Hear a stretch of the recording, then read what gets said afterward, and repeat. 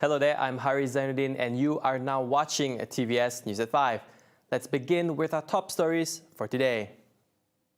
Now, effective today, Datuk Patinggi Tan Sri Abang Johari Tun Openg will be officially referred as Premier of Sarawak. Sarawak State Secretary Datuk Ahmad Jaul Samion said the term came into force following the amendments to the Sarawak Constitution, which were passed by the State Legislative Assembly on February 15. The Constitution of the State of Sarawak Amendment Ordinance 2022 to replace the title Chief Minister with Premier, Deputy Chief Minister with Deputy Premier, and Assistant Minister with Deputy Minister has been gazetted and will take effect starting today. The amendments to change the designation of Chief Minister to Premier were passed by the State Legislative Assembly with more than a two-thirds majority when 67 members voted in favour while 6 members opposed.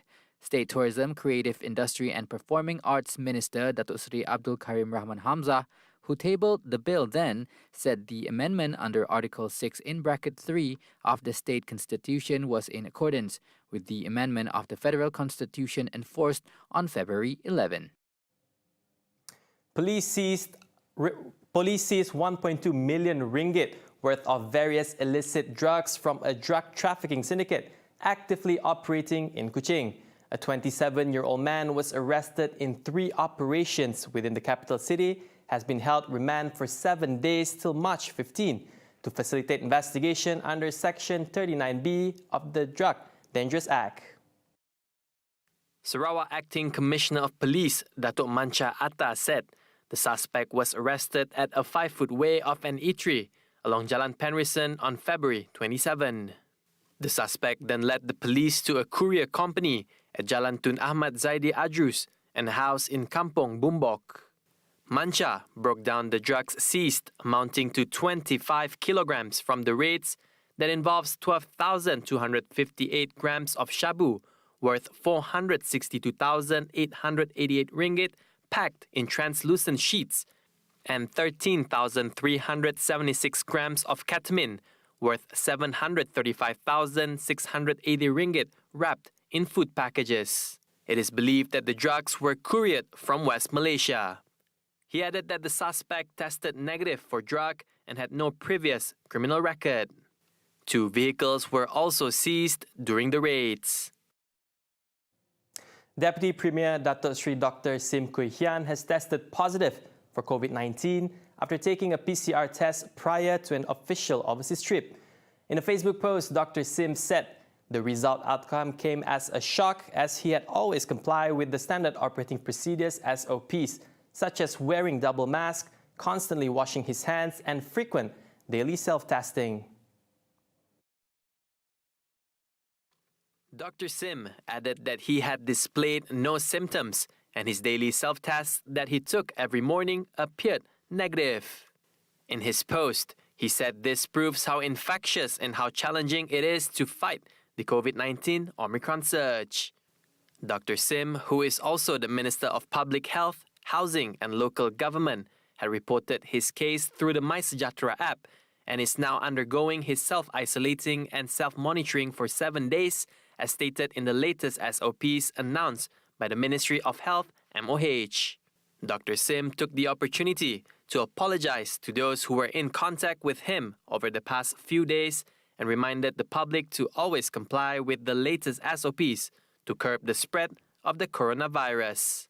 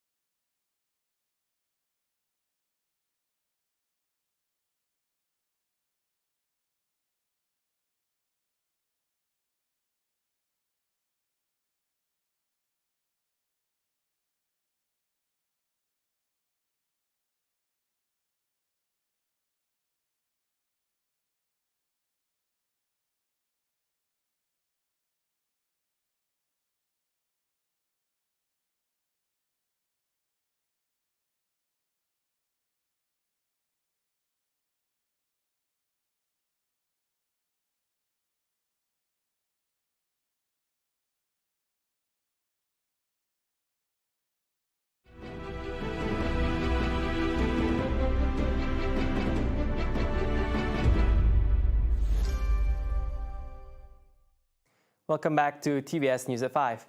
Now, Tun Pehin Sri Abdul Taib Mahmud has sworn in as the Governor of Sarawak for the third term on Tuesday, March 1st.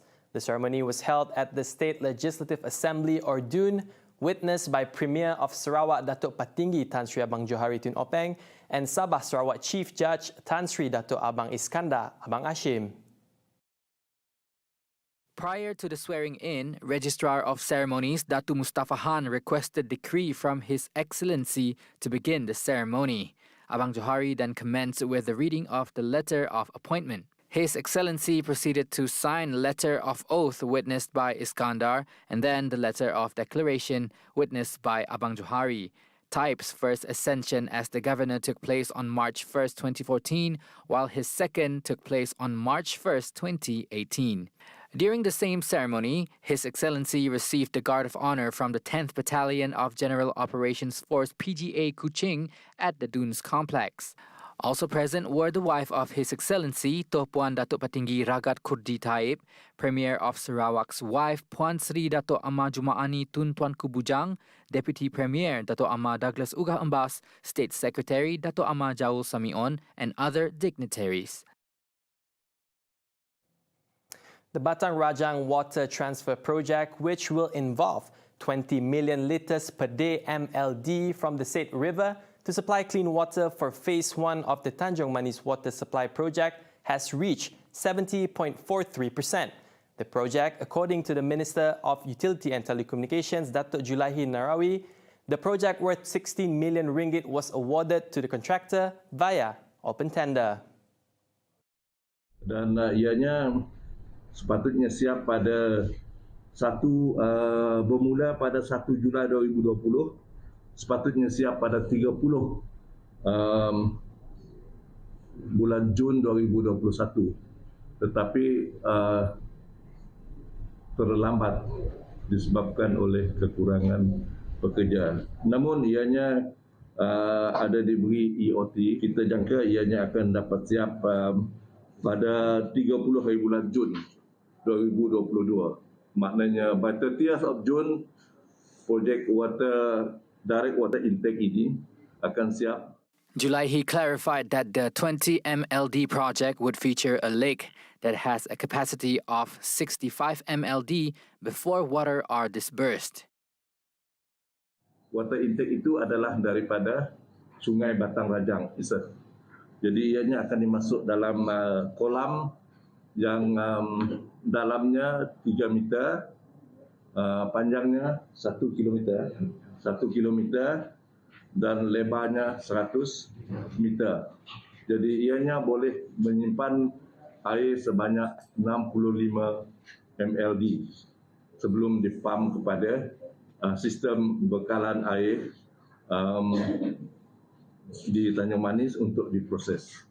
Currently, Tanjung Manis's clean water is supplied by the Bayong Water Treatment Plant, monitored by the Sarike Rural Water Supply Department. Upon the project's completion, Julaihi said the plant would stop all water supply to Tanjung Manis as clean water would be supplied by a new water treatment plant. The government expects its tax revenue collection to return to pre-pandemic levels by meeting or surpassing the target of 139 billion ringgit this year. Prime Minister Datuk Sri Ismail Sabri Yaakob said to achieve this goal, the Inland Revenue Board or IRB management must develop short and mid-term plans that will allow it to reach its target while continuing to perform well in the future. Ismail added that this includes identifying new economic sectors and implementing the tax laws in a transparent, effective and efficient manner. Indirectly, the effort will increase the Malaysian family's trust and ensure that taxpayers fulfill their responsibilities. The Prime Minister said this in his speech for IRB's 26th Revenue Day celebration in Cyberjaya today. The text of his speech was read out by Finance Minister Tengku Datuk Seri Zafrul Abdul Aziz. For 2021, Ismail Sabri said revenue collection jumped 17% year-on-year to more than 140 million ringgit, while the country's gross domestic product grew by 3.1% compared with a 5.6% contraction in 2020. Now an update on the Ukraine-Russia saga. Ukraine has not yet achieved the desired results in its negotiations with Russia. In an address to the nation, Ukraine's President Volodymyr Zelensky said negotiation took place in Belarus between delegations from Ukraine and Russia, in which they will analyze the counteroffers made by the Russians upon their arrival in Kiev. Zelensky added that while the talks in Belarus were ongoing, Russian forces bombarded the city of Kharkiv with rockets. Zelensky said Russia carried out 56 missile attacks and fired 113 cruise missiles against Ukraine in the past 5 days, noting that 3 rocket attacks were carried out on the capital Kiev in just 1 day. He said Russian sabotage forces are planning to cut electricity to the city. The Ukrainian president said a country that attacks civilians should not be a member of the United Nations and called for all ports, canals and airports around the world to be closed to Russian planes and helicopters. He also said that Russia should not earn hundreds of billions of dollars from exports of energy resources. And that concludes TVS News at 5. Once again, I'm Hari Zaindin. It's been a pleasure.